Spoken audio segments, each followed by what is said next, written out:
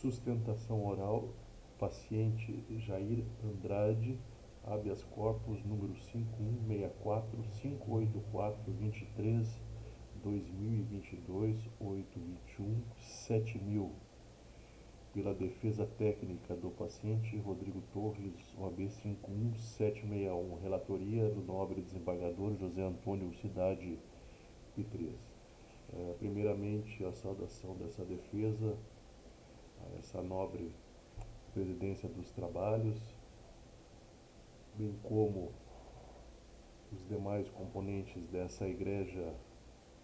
segunda Câmara Criminal, a saudação desse defensor, igualmente a saudação dessa defesa em relação ao douto Procurador de Justiça, demais serventuários da Justiça e que estiverem presentes nessa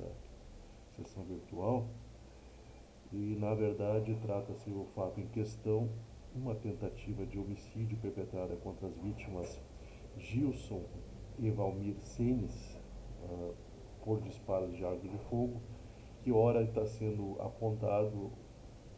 quanto à autoria do fato em relação ao presente paciente Jair Andrade. O que chama atenção nesse caso específico, onde se busca a liberdade do paciente Jair Andrade, nobres desembargadores, que na verdade a decretação da prisão preventiva foi lastreada com fulcro e unicamente na palavra da vítima. E nesse caso especificamente, as vítimas, no caso, uma delas pelo menos, teria reconhecido o réu, o paciente, na verdade, não se trata nem de réu porque ainda está sendo na forma de indiciamento, teria reconhecido a voz do paciente e apontado então o suplicante como supostamente o autor dos disparos. E neste caso também deve ser analisado que as vítimas não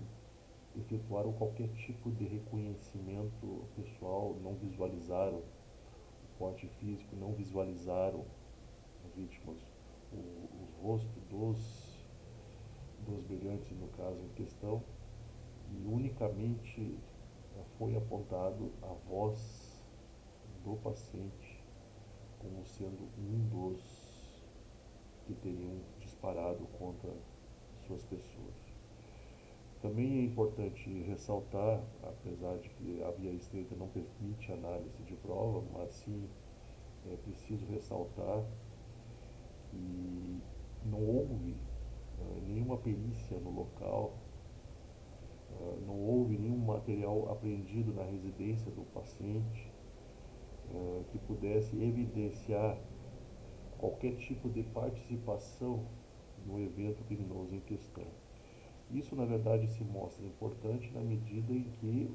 a prisão preventiva é lastreada com os indícios mínimos de autoria delitiva.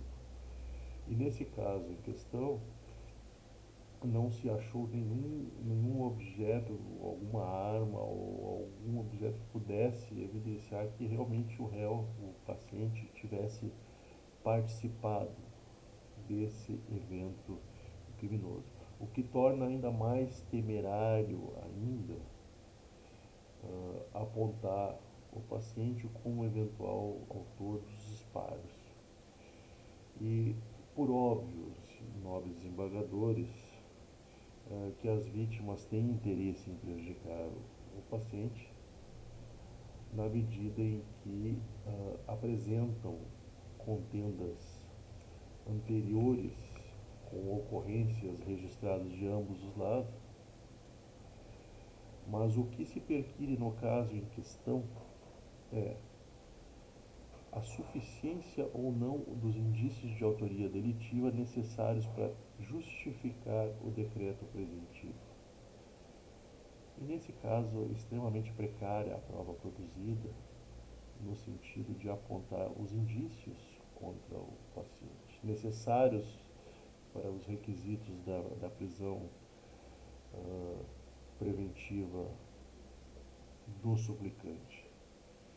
Importante mencionar também, uh, independente da análise do mérito quanto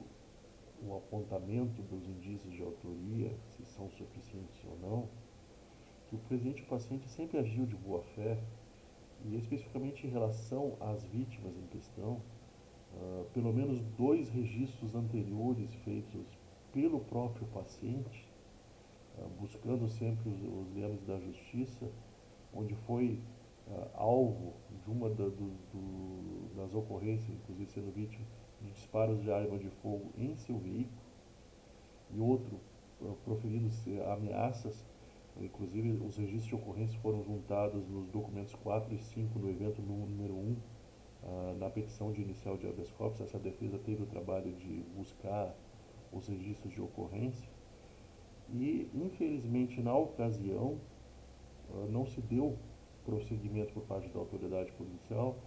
em relação às investigações nesse caso. O paciente foi alvo de disparos de arma de fogo por parte da vítima, foi registrada essas ocorrências.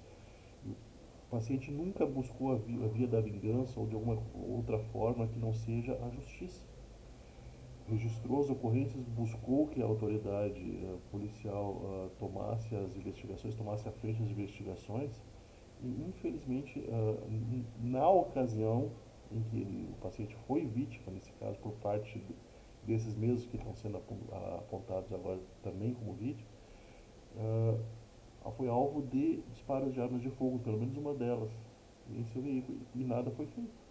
Nada foi dado prosseguimento por parte da autoridade policial. Isso apenas só quer, a defesa só quer mostrar que justamente buscou os liames da justiça sempre para buscar a melhor solução no caso concreto. E se eventualmente quisesse tomar alguma atitude diferente, já o teria tomado há muito tempo atrás. E isso jamais foi realizado. Nesse caso específico aí, o paciente, quando chamado em relação a esses fatos, se apresentou espontaneamente, inclusive Vossas Excelências podem apreciar a questão da audiência de custódia, onde o paciente relata essa situação, foi chamado e se apresentou espontaneamente. Daí, na polícia, é que foi informado que teria sido decretada a sua prisão preventiva. Mas jamais buscou evadir-se do distrito da culpa e sempre, na boa-fé, se apresentou e deu a sua versão sobre os fatos. E no caso em questão de outros julgadores, em que pese a gravidade dos fatos, atendendo os requisitos da razoabilidade, a proporcionalidade e suficiência da medida que se postula em questão, considerando que o paciente ostenta emprego, residência fixa, além de família constituída, além de inexistir, inclusive, neste momento processual, qualquer indício concreto de qualquer ato ilícito perpetrado pelo paciente, né, ou que pudesse atentar contra a vida das próprias vítimas, o que se propõe nesse caso não seria a liberdade restrita, mas sim a substituição da prisão preventiva por uma das medidas previstas no artigo 319, inclusive podendo ser com monitoramento eletrônico e também com medida de afastamento em relação às vítimas, sendo que dessa forma se garantiria a manutenção da ordem pública, né, e também o bom andamento do feito, sendo esta a medida, diante do caso concreto, a mais adequada e atendendo efetivamente os requisitos que se propõe no caso aí, que é de manutenção da ordem pública. Então, nesse caso, então, postula a defesa técnica a concessão da ordem, a substituição, então, da prisão preventiva por medida diversa de prisão prevista no artigo 319, com monitoramento eletrônico e medida de afastamento em relação às vítimas e outras que entender necessário esse pretório para fim de garantia do bom andamento do feito. Desde já agradeço pela atenção e um bom trabalho a Vossas Excelências.